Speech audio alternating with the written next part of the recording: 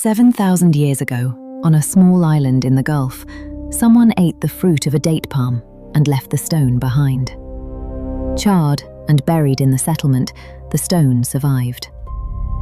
Thousands of years later, archaeologists working the island of Dalma dug it up. A date stone is the hard pit at the center of the fruit. One of them, left where people lived, means one thing for certain. Someone was eating dates there. These are among the oldest dates yet found anywhere in Arabia. Whether they were wild dates or the fruit of cultivated palms, the evidence cannot yet say. That question comes later in this story. What the stone settles is older than any kingdom, any inscription, any name we still know. 7,000 years ago, at the edge of Arabia, people were eating the fruit of the date palm. Most of the peninsula is desert, too dry to farm. People had long moved across it with their herds. To settle and build a town took water. Where there was water, the date palm could grow. And where the date palm grew, people could stop moving and stay. Such a place is an oasis, a patch of green standing alone in the desert, like an island in the sea. This is the story of that tree and of what it made possible. Not one long and unbroken settlement of the peninsula, rising and enduring across the sands. A scatter of green islands, each built around the one tree that could hold a town together in the desert. Islands that were lost, again and again, to silt and salt, and built again. It begins with a single stone on an island, 7,000 years ago. In the mountains of Oman, wild date palms still grow. The date is not only a crop that was carried into Arabia from somewhere else. Arabia is one of the places the wild tree comes from. Every crop begins as a wild plant. Domestication is the slow work of turning that plant into something that depends on people to survive, and that people come to depend on in turn. It seldom happens in one place or at one time. For the date, where and when it happened is an open question. Genetic studies point to a homeland somewhere around the Gulf rather than a single spot on a map. No birthplace has been agreed, and it is a question people care about, because the origin of a crop this old is a thing worth claiming. So we will not name one. What can be said is firmer, and it is enough. The date palm is native to Arabia, and 7,000 years ago, its fruit was already being eaten on the coast. 7,000 years ago, the shore of the Gulf was not empty. Small villages of fishers and herders were strung along it, trading across the water with Mesopotamia to the north. Dalma, with its date stones, was one of them. These were not yet farming towns.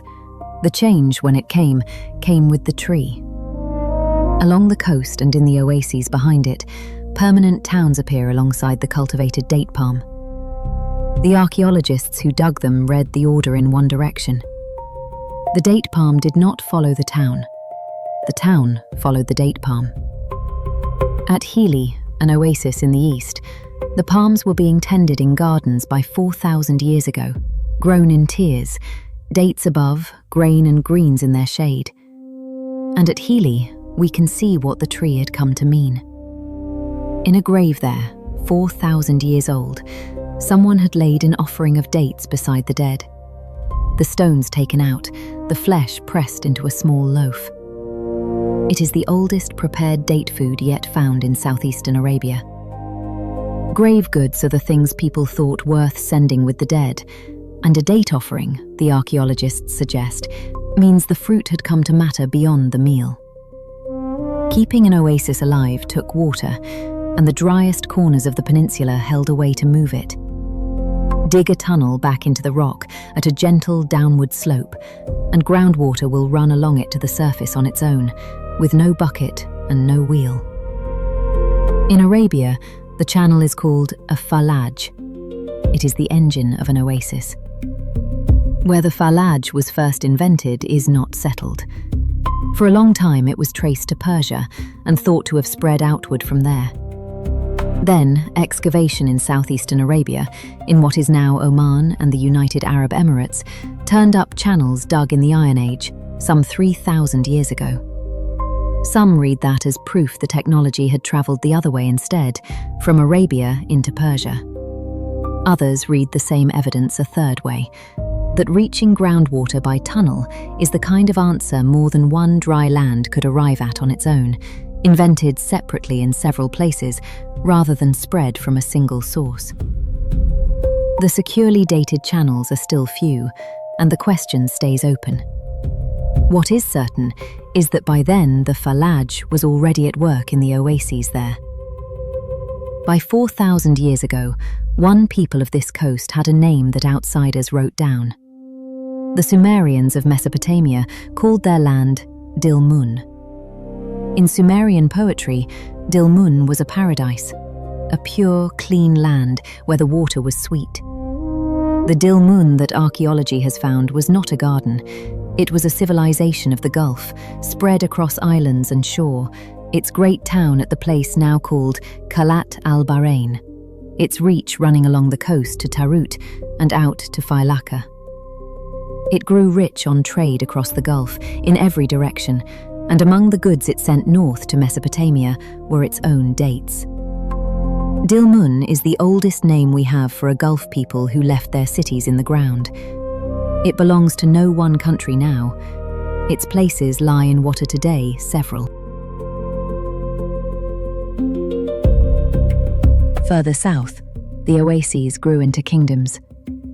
By the time Greek and Roman writers could name them, the south of the peninsula held rich states, Saba the greatest among them. The world remembered them for one thing: the incense trade. Frankincense and myrrh carried north to the temples of the ancient world. But the people who lived in these kingdoms left a different record of themselves.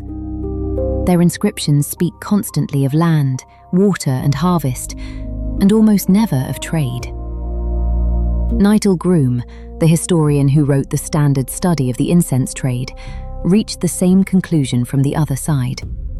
The old belief that Arabia's wealth came from that trade, he found, is not correct. The base of it was agriculture, won by skilled irrigation. The trade was real. The farmland was the foundation. The clearest proof is carved in stone. At Marib, in the south of the peninsula, stood the greatest irrigated oasis in Arabia, watered by a dam more than half a kilometre long that turned the seasonal floods into fields. In the year 455, the dam broke and was repaired. The inscription that records the repair is not a boast of victory. It is an account book. It lists what it took to feed the work: nearly 300,000 measures of grain and dates, more than 1,000 head of livestock, 1,000 camels, hundreds of camel loads of wine. Dates, counted in the stone, among the wealth of a kingdom.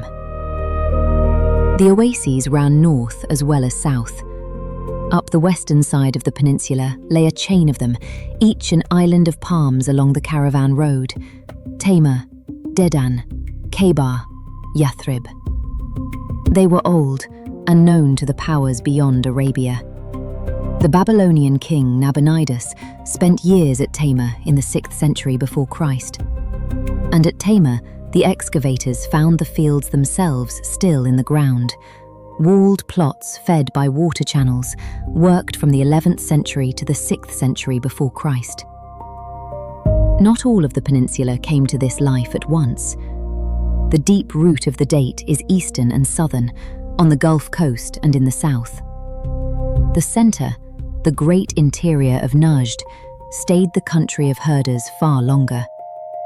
Its oasis towns, at al-Yamama and beyond, appear only around the middle of the 1st millennium before Christ, thousands of years after Dalma.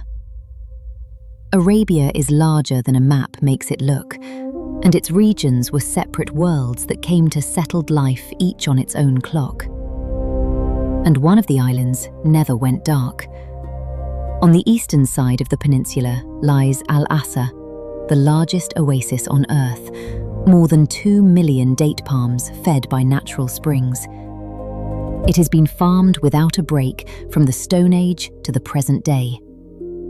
The reason is in the water. An oasis fed by springs lasts as long as the springs do.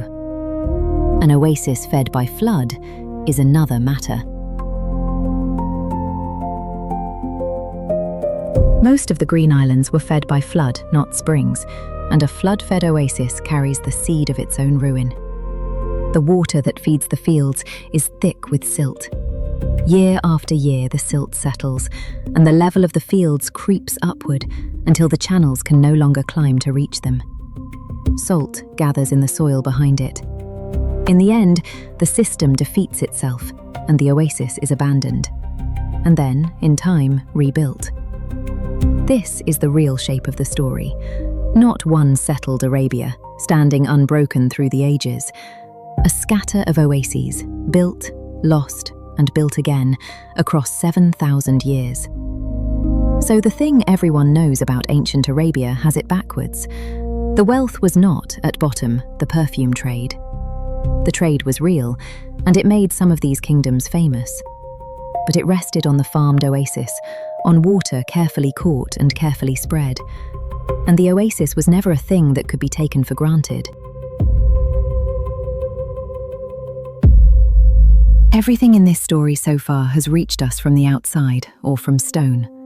Sumerian poets, Roman writers, kings cataloguing their own supplies. Then, about 1,000 years ago, a scholar from Yemen named al-Hamdani wrote the peninsula down from within it. He set out its regions and its water, its crops and its palms, the country as a man who lived there knew it. Here, for the first time in this story, Arabia is described from the inside. By his day, the western oases were long famous for their fruit. Medina and Kaaba were known across the peninsula for their dates, and one variety above all others, the ajwa of Medina. Most of the islands in this story are gone. Their palms are dead, their channels are dry, and their names survive only in the ground. But not all of them. Al-Ahsa is still there, still the largest oasis on earth. The oases of Oman and Al Ain are still watered by the Falaj. They are still worked and still green, tended by the people who live among them. The date palm made the settled life of Arabia possible, and then, again and again, it outlived the settlements it made.